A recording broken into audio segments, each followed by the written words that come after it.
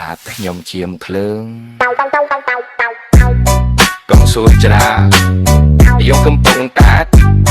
សុខហៅរឿងភ្លើងឆក់ខ្ញុំអត់ទៅគោលខំប្រើទេណាជួយមកដល់ផ្ទះឃើញខ្សែរេបុយមីសួរម្ចាស់ផ្ទះឆោភ័យមកស្លេកដុតមន់ស្ងោខ្ញុំដែរចូលទៅមុខស្មាដូចគេចំពាក់លុយមុខស្មាដល់ទួនងើវីសំមកចាក់រាំងលួយសំឡឹងមើលអីជាងភ្លើងគូលគូមិនសូវយ៉ាមាត់តែបាសៀមតែប៉ះគឺដឹងតែឆ្អមរឿងស្នេហាខ្ញុំមិនសូវយំនាងតែរឿងដែលភ្លើងគឺខ្ញុំក៏ជាងញ៉ែស្រីយ៉ាងនឹងឈ្នះខ្សែភ្លើងទេ Yo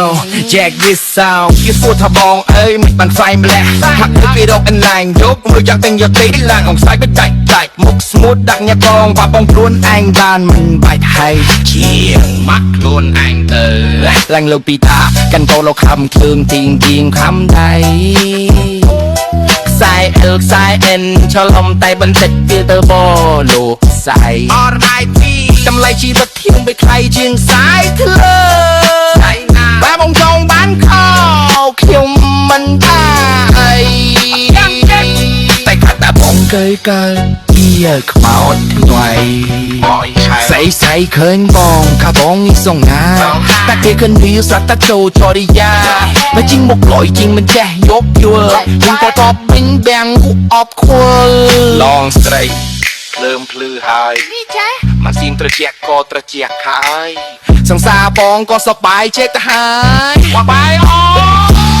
នឹងតែដូចទេចាប់ជាប់មកជិមប្រញាប់ទៅផ្ទះជប់វិញយ៉ាំបាយបាក់មានទេស្តោងទេ